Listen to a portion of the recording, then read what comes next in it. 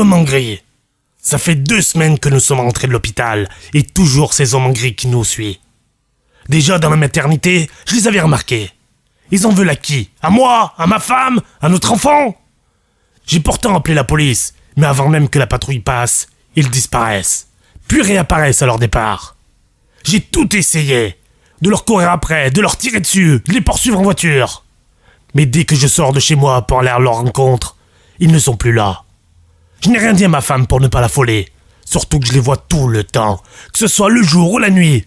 Seul Jérôme, mon meilleur ami, est dans la confidence. Nous formons un sacré duo. Lui est plutôt cérébral, moi, plutôt brutal.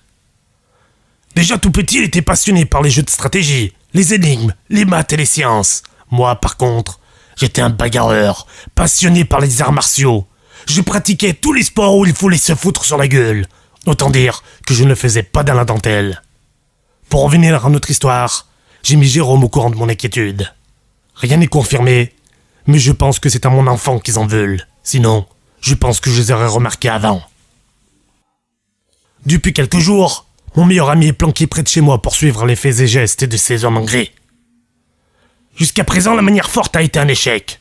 Alors on est passé en mode furtif. Son rapport est que ces hommes en gris ne bougent pas. Ils regardent dans la direction de ma maison. La seule fois où ils bougent, c'est quand ma femme et moi sortons de la maison. Et quand je vous dis qu'ils bougent, c'est un bien grand mot. Selon lui, les hommes en gris se déplacent quand on ferme les yeux. Un clignement de paupières, et ils ne sont plus là. Ça expliquerait pourquoi je n'arrivais pas à les rattraper ou les voir plus de quelques secondes. Mais putain, qui sont-ils?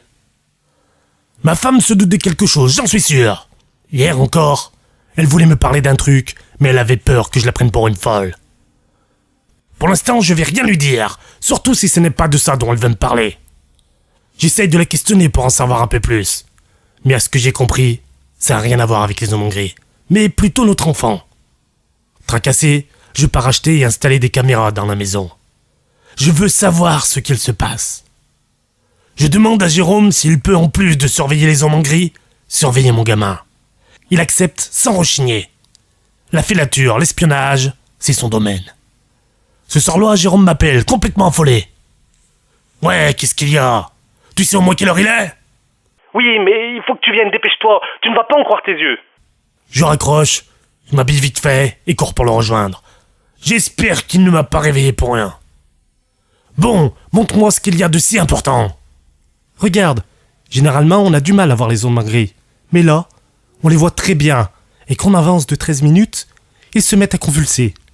Et ce n'est pas tout, sur la caméra donnant sur la maison, un rayon vert pointe ta baraque. J'ai donc regardé toutes les caméras une par une.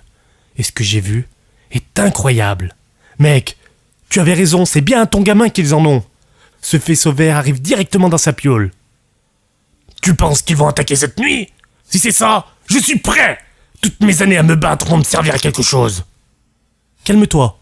S'il voulait attaquer maintenant, il l'aurait déjà fait.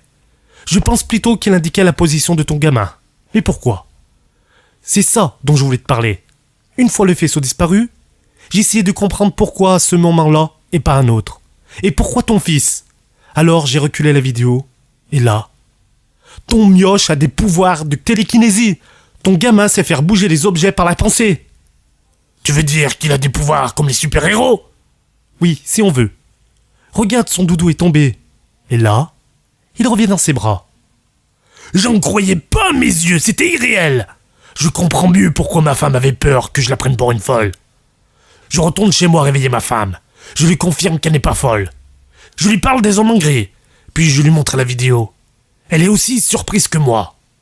Après une sérieuse discussion, ma femme, Jérôme et moi décidons de partir de la maison. Si la position a été donnée, il vaut mieux partir et changer de domicile aussi souvent que possible pour ne pas être retrouvés.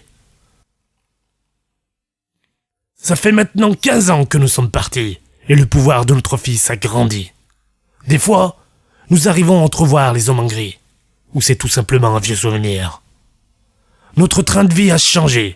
Nous sommes passés d'une vie pépère, bien rangée, maison, situation stable, à une vie de fugitif. Au début, cela fut très difficile, mais maintenant c'est devenu notre quotidien. Tant qu'on a un mouvement, pas de problème.